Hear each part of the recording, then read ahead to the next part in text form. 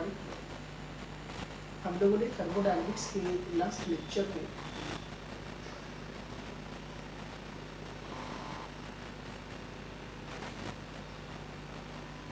Last class में कुछ numerical problems भी किया था और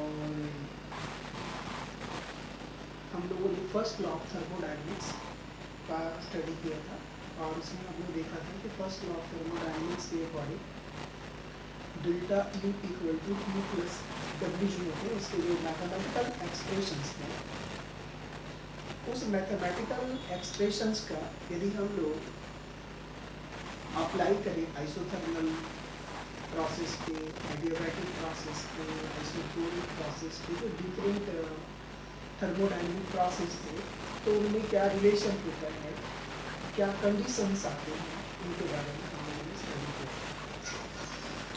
Two days I am going to teach about internal energy and enthalpy. So put the heading you on internal energy and enthalpy. Internal energy. Today's topic is internal energy. Internal energy and enthalpy.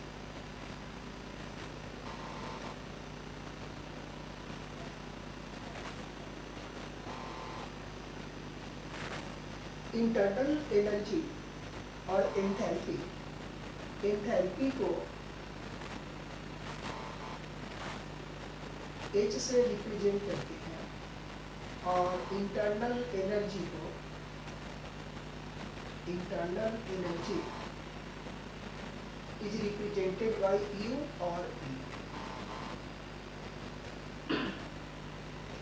तो यहाँ हम लोग internal energy and enthalpy दोनों के बारे में study करने वाले हैं। जैसे मान लेते हैं एक केमिकल रिएक्शन हो रहा है, उस केमिकल रिएक्शन में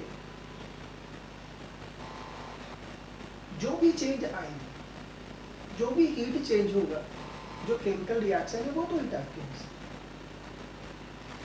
या तो जब वो प्रोसेस हो रहे हो तो उसमें या तो एनर्जी एब्जॉर्ब होगी या तो एनर्जी रिलीज होगी। तो जब एनर्जी एब्जॉर्ब होगी तो एंडोथर्मिक प्रोसेस होगी, जब एनर्जी रिलीज होगी तो वो एक्सोथर्मिक प्रोसेस होगी। इन दोनों ही सिचुएशन में या तो हीट एनर्जी एब्जॉर्ब होता है या हीट एनर्जी रिलीज होता है। तो हीट एनर्जी रिलीज या एब्जॉर्ब जो भी हो रहा है during the chemical process, during the change, यहाँ तो चेंज, यहाँ भी चाहे रिएक्टेंट प्रोडक्ट में चेंज हो। तो इनिशियल वाले जो थे आपके रिएक्टेंट्स थे और जो फाइनल होंगे वो आपके प्रोडक्ट होंगे। अब देखा होगा कि ये जो रिएक्शन कराई जाती है लैब में कराई जाती है, तो जनरली जो केमिकल रिएक्शन कराए जाते हैं वो या तो कांस्टेंट टेम्परेचर पे होते हैं या कांस्टेंट वॉल्यूम पे होते हैं। तो रिएक्शन कोई भी हो, एक्सोथर्मिक हो या एंडोथर्मिक हो, यानी रिएक्शन के दौरान हीट एनर्जी गेन हो रहा हो या रिलीज हो रहा हो, यदि हीट गेन और रिलीज एट कांस्टेंट प्रेशर पे होता है तो इसे हम लोग एंथैल्पी के टर्म में एक्सप्रेस करते हैं। और यदि heat change at constant volume पे हो रहा हो तो इसे इंटरनल एनर्जी के टर्म में एक्सप्रेस करते हैं। चलिए इसको आगे की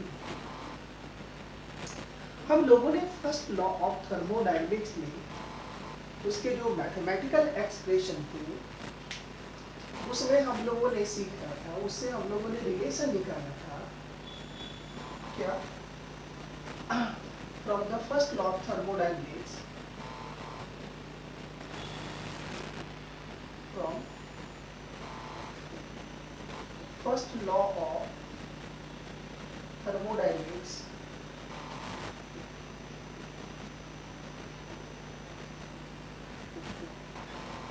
हम लोगों ने ये कंडीशन निकाला था कि delta U equal to Q plus W. Delta U state function था, क्यू आर फंक्शन था, डब्ल्यू आर फंक्शन था सेपरेटली, लेकिन Q plus W delta U के बराबर है और डेल्टा यू स्टेट फंक्शन है, इसलिए Q plus W is a state function. यह भी हम लोगों ने सीखा। और ये बहुत ही इंपॉर्टेंट क्वेश्चन है, ऐसे आते हैं Q and W separately our path function but Q plus W is a state function. तो इसको मैं आप लोगों ने लास्ट क्लास में इसको सीखा। अब हम लोगों ने यह भी सीखा है कि W equal to minus P, ठीक है, एक्सटर्नल डी, ऐसा भी हम लोगों ने सीख रखा है। तो ये प्रेशर है, तो यहाँ पर हम लोग पी एक्सटर्नल हमें नहीं भी लिखा, प्रेशर को पी से ही हम लोग यहाँ रिप्रेजेंट करते हैं, तो पी डी। अब यहाँ से डीवी क्या है? Change in volume. मान लिया कोई प्रोसेस हो रहा है तो उसकी इंटरनल एनर्जी में भी चेंज होगी। क्यों? इसलिए इंटरनल एनर्जी जब फंक्शन ऑफ टेम्परेचर और हीट एनर्जी या तो रिलीज हो रही है या तो एब्जॉर्ब हो रही है, या तो रिएक्शन एक्सोथर्मिक है या तो इंडोथर्मिक है, तो उसमें तो हीट चेंज होंगे ही, तो उसके जो इंटरनल एनर्जी है वहाँ उसमें भी चेंजिंग आएगा। अब इंटरनल एनर्जी में जब चेंजिंग आएगा, ठीक है, तो यदि ये रिएक्शन यदि कांस्टेंट वॉल्यूम पे होता है, if it is carried out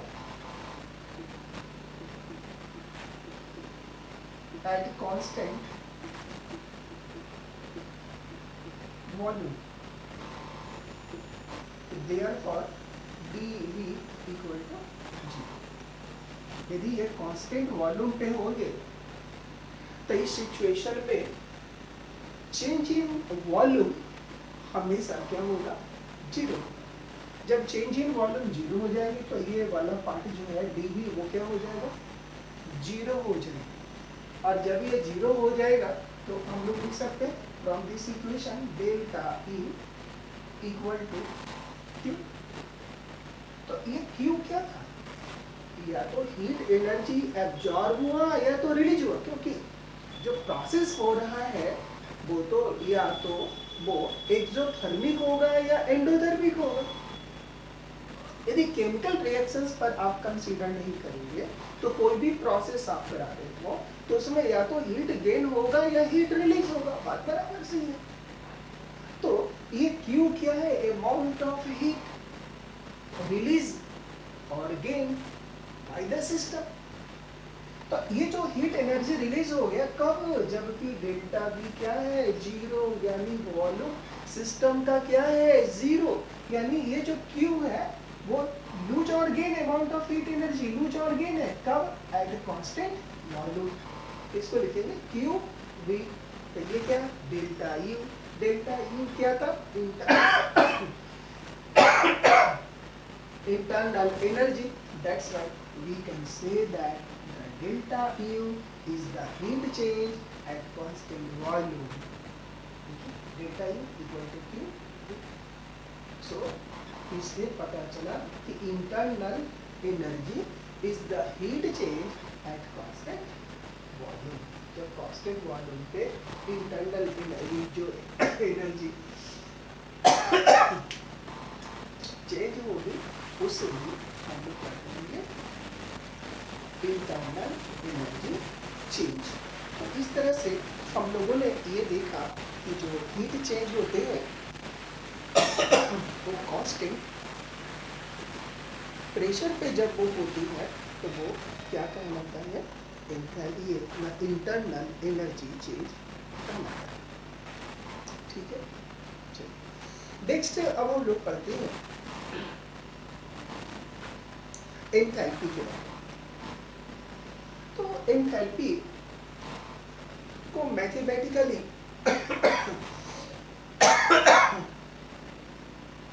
हम लोग ये रिप्रेजेंट कर सकते हैं।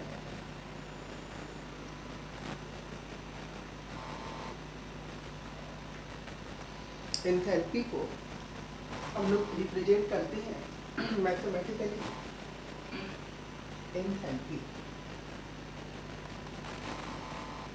इसको H से रिप्रेजेंट करते हैं और mathematically H is equal to U plus PV।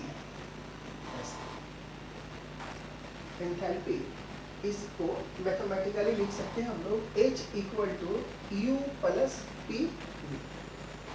अब देयरफॉर अब यहाँ पर हम लोग क्या करते हैं, इसमें चेंजिंग, तो delta H equal to delta U plus delta PV, ऐसा,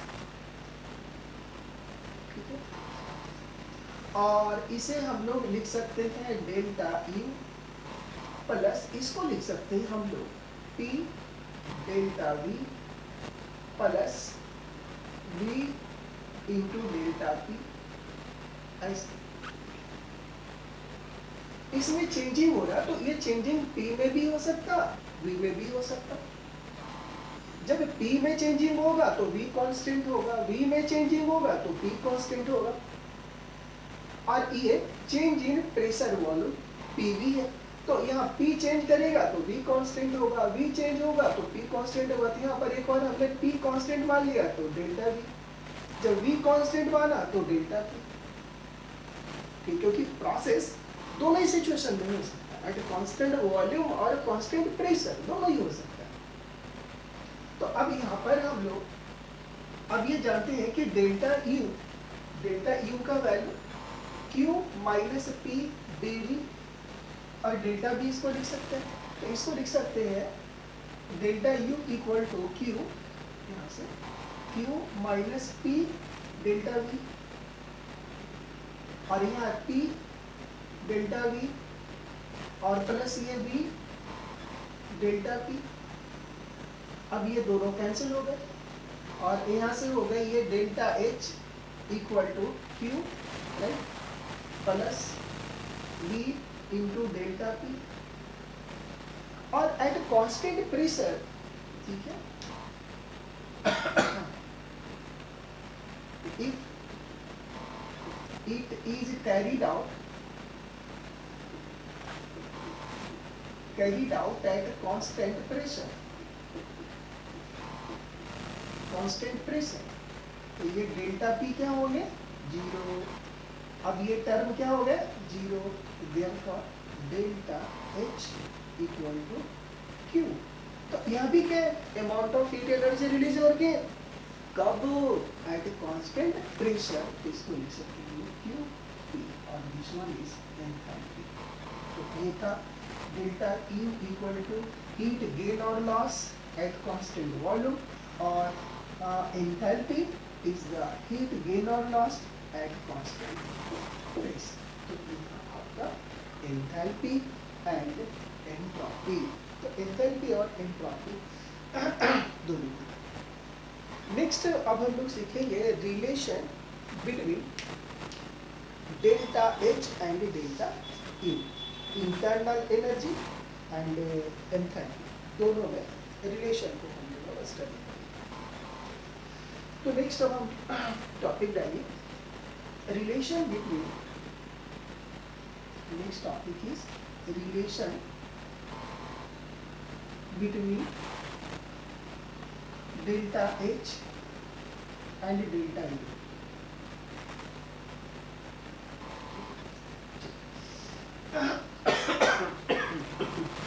हम लोगों ने ये जाना है, since H equal to U plus PV, equation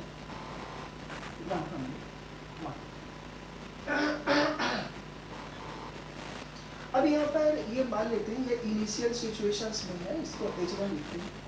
final situations में एंथैल्पी H2 है, तो ये इसको V1 कर दीजिए, ये इक्वल टू ये V1 कर देते हैं, और U, हाँ, प्लस PV2, ये इक्वेशन 2। ठीक है, यहाँ हम लोग एंथैल्पी को दिखा रहे हैं, इसलिए प्रेशर को हमने कांस्टेंट रखा है, वॉल्यूम चेंज किया है। अब यहाँ से दो में से एक को माइनस करिए, तो और H2 minus H1 equal two into minus U1, समझ में आ रही बात? इसमें से इसको माइनस करेंगे, P बाहर निकालेंगे, तो ये हो गया V2 माइनस V1, ऐसा लिख सकते हैं।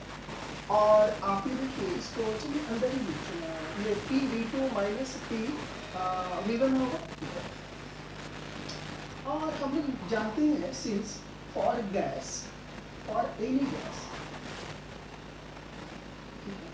ये P1 ये P1 V1 equal to N1 RT, RT तो कांस्टेंट है, ठीक है। और तो P1 V1 equal to N1 RT, तो ये P2 V2 यदि करें तो P कांस्टेंट है ना, तो यहाँ पर ये P V1 equal to N1 RT और P V2 इक्वल टू क्या लिख सकते हैं, N2 RT, ऐसा हो जाएगा। ठीक है, P V2 equal to N2 RT। अब यहाँ से P V2 है और ये P V1 है, ठीक है। अब इसकी वैल्यू यहाँ पर आप सब्स्टिट्यूट करें।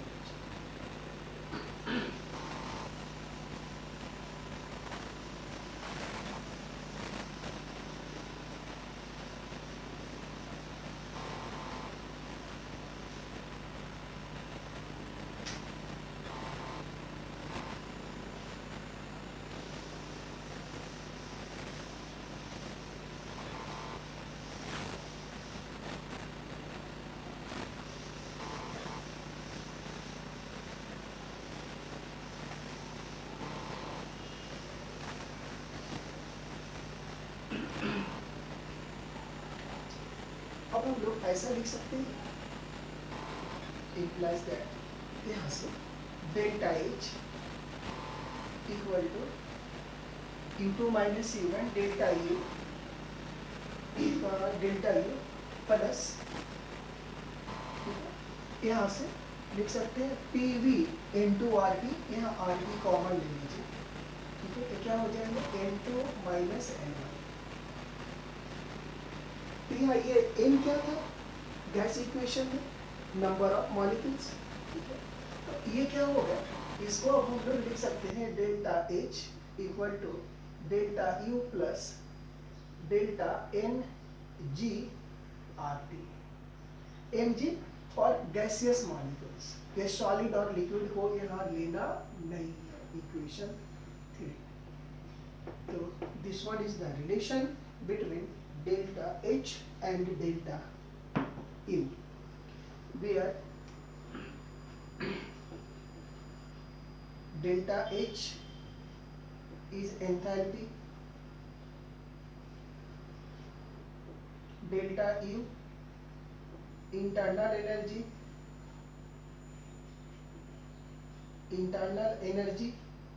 change है, enthalpy change, internal energy change, ठीक है, right. Delta Ng number of moles of product, total कर दीजिए, total minus total number of moles of product, ऐसे, ठीक है। और ये दैट इज प्रोडक्ट, और ये किसके लिए होने चाहिए, गैस के, हाँ ये हमेशा ध्यान रखना चाहिए, और गैसेस में, ठीक है, ये गैस के लिए होने चाहिए। तो इस तरह से हम लोगों ने देखा कि डेल्टा H डेल्टा U में रिलेशन है, तो डेल्टा H डेल्टा U में रिलेशन है, del H equal to del U plus del Ng RT। Del Ng क्या बता रहा, changing number of moles of gases molecules. तो चलिए कुछ प्रॉब्लम करते हैं। ये जो इस पे हम लोग प्रॉब्लम्स आती हैं कि आपको कोई रिएक्शंस दे दिया जाएगा और कहा जाएगा इनमें से कौन से रिएक्शंस में डेल्टा एच और डेल्टा ये डेल्टा एच और डेल्टा यू में क्या रिलेशन है। जैसे मैं कुछ रिएक्शन तो यहाँ पर मैं कुछ क्वेश्चंस लेता हूँ। फाइंड द रिलेशन, क्वेश्चन है find the relation, find the relation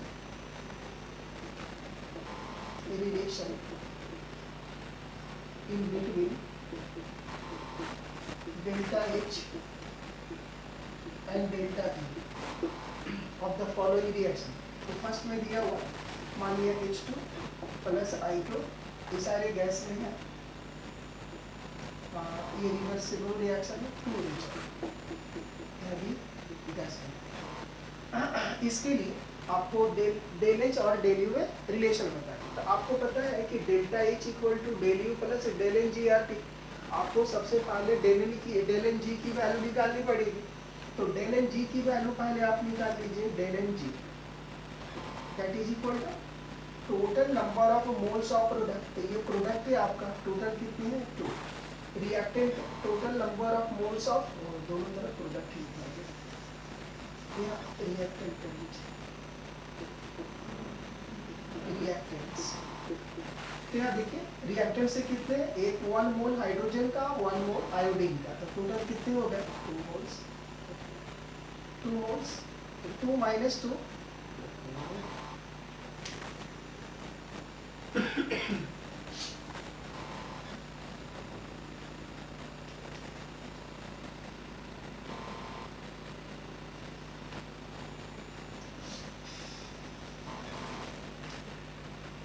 ये हो गया 2 माइनस 2 इक्वल टू 0। अब जब 0 हो गए तो अब देखिए क्या हो गया, therefore delta H equal to delta E. जब ये 0 हो गया तो सारे टर्म 0 हो गए, यानी delta H equal to delta E. चलिए एक और एग्जांपल मैं लेता हूँ।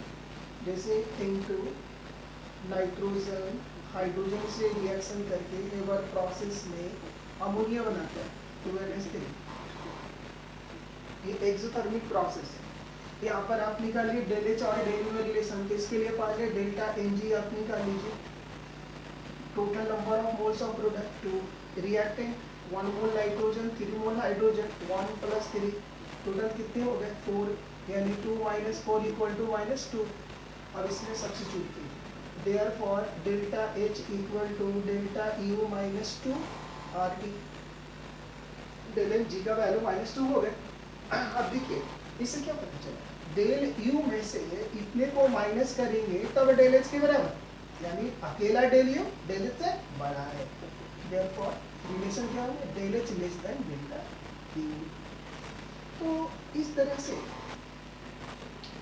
आप डिफरेंट केमिकल रिएक्शंस में डेल एच डेल यू में रिलेशंस को बता सकते हैं कि क्या होंगे और क्या नहीं होंगे। ठीक है,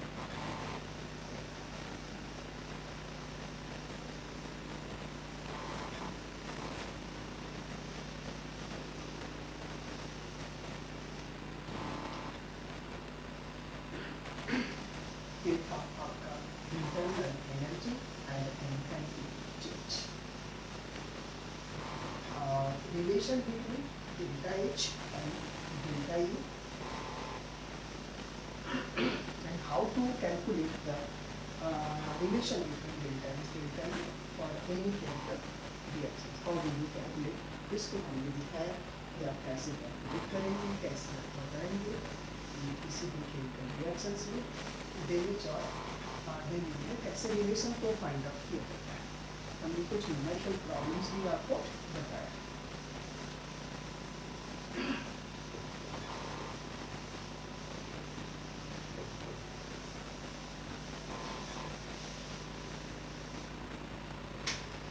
नेक्स्ट अब हम लोग सीखते हैं new topic, heat capacity. Reading कर लिए, heat capacity. Today's topic, new topic is heat capacity. Heat capacity, और इस हीट कैपेसिटी को C से रिप्रेजेंट किया जाता है। अब ये समझिए पहले हीट कैपेसिटी क्या होता है। किसी भी सब्सटेंस की, अब कोई भी सब्सटेंस मान लेते हैं आप 1 ग्राम आयरन ले लेते हैं, आयरन का एक छोटा सा टुकड़ा ले लेते हैं और दूसरी तरफ एक आयरन का टुकड़ा ही लेते हैं, लेकिन यहाँ पहले वाले टुकड़े को आपने 1 ग्राम लिया है, दूसरे वाले को 1 kg का एक आयरन का पीस ले लेते हैं, ठीक है। अब हमें क्या करना है कि दोनों ही सिचुएशन में आयरन का जो टेम्परेचर है उसको मेजर कर लेना है, ठीक है। आपने मेजर कर लिया, मेजर करने के बाद दोनों को हीट एनर्जी आप दीजिए, एक 1 kg आपने आयरन लिया है वहां दीजिए, एक 1 ग्राम आयरन का पीस आपने लिया उसको दीजिए, दोनों की टेम्परेचर 1 ग्राम ऑफ आयरन और 1 kg ऑफ आयरन की जो पीस है, दोनों की टेम्परेचर को आपको 1 डिग्री सेंटीग्रेड से बढ़ानी है। तो आप देखेंगे कि दोनों की टेम्परेचर 1 डिग्री सेंटीग्रेड से बढ़ाने के लिए क्या सेम हीट की जरूरत पड़ेगी? बताइए, सेम हीट की जरूरत पड़ेगी क्या? जो 1 ग्राम का आयरन का टुकड़ा था उसकी टेम्परेचर 1 डिग्री सेंटीग्रेड से बढ़ाने में बहुत जल्दी हो जाएगी, थोड़ी सी आप हीट एनर्जी देंगे तो उसका टेम्परेचर 1 डिग्री सेंटीग्रेड से बढ़ जाएगा। लेकिन 1 kg वाला उसका साइज तो थोड़ा बड़ा होगा, तो उसकी टेम्परेचर को 1 डिग्री सेंटीग्रेड से बढ़ाने के लिए ज्यादा हीट एनर्जी की जरूरत पड़ेगी, पड़ेगी कि नहीं पड़ेगी? तो किसी भी सब्सटेंस की अमाउंट चाहे कितनी भी, अमाउंट यहाँ पर कोई फिक्स नहीं है, तो किसी भी सब्सटेंस की टेम्परेचर 1 डिग्री सेंटीग्रेड से बढ़ाने के लिए जितनी अमाउंट ऑफ, ठीक है, हीट एनर्जी की रिक्वायरमेंट होती है, तो वहां उस सब्सटेंस का हीट कैपेसिटी है। अब थोड़ा सोचिए, आपने 1 ग्राम का पीस ऑफ आयरन लिया था, दूसरा आपने पीस ऑफ आयरन 1 kg का लिया था, तो 1 डिग्री सेंटीग्रेड से टेम्परेचर 1 kg ऑफ आयरन को बढ़ाने के लिए ज्यादा एनर्जी चाहिए या कम? ज्यादा चाहिए, यानी मास ज्यादा हो गया तो उसकी हीट कैपेसिटी भी ज्यादा हो गई, मास घट गए तो हीट कैपेसिटी भी घट गई। बात आ इसमें, यानी किसी भी सब्सटेंस की टेम्परेचर 1 डिग्री सेंटीग्रेड से बढ़ाने के लिए, मास कुछ भी हो, मास वेरी कर सकता है, जितने अमाउंट ऑफ हीट एनर्जी की जरूरत पड़ी वो उसका हीट कैपेसिटी होगा, और हीट कैपेसिटी किस पे डिपेंड कर रहा है? मास पे डिपेंड कर रहा है, और दूसरा फैक्टर है टेम्परेचर डिफरेंस पे डिपेंड कर रहा, ठीक है। तो जो हीट कैपेसिटी होगा वो दो चीज के प्रोपोर्शनल होते हैं, एक मास के प्रोपोर्शनल होते हैं, दूसरा टेम्परेचर डिफरेंस के प्रोपोर्शनल होते हैं, यानी इनिशियल और फाइनल टेम्परेचर का डिफरेंस होते हैं। कैसे? आप देखिए, मान लेते हैं T1 और T2 में डिफरेंस ज्यादा हो तो ज्यादा हीट एनर्जी लगेगी, डिफरेंसेस कम हो तो और भी ज्यादा लगेगी, ठीक है। तो इस तरह से जो इससे पता चला कि जो हीट कैपेसिटी है ओवर, ठीक है, temperature difference of the system और मास ऑफ द सिस्टम के डायरेक्टली प्रोपोर्शनल होता है। तो ये हो गया हीट कैपेसिटी, ठीक है। अब हम लोग ये हीट कैपेसिटी को नेक्स्ट लेक्चर में फिर मैं यहाँ से रिवीजन करके स्टार्ट करता हूँ, ठीक है। नेक्स्ट लेक्चर में फिर मैं यहाँ से फिर से कंटिन्यू करूँगा, तो इस लेक्चर में okay, very very thanks to.